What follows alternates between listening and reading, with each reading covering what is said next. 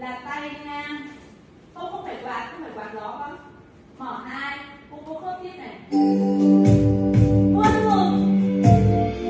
Quay đi, quẩy con. Quẩy và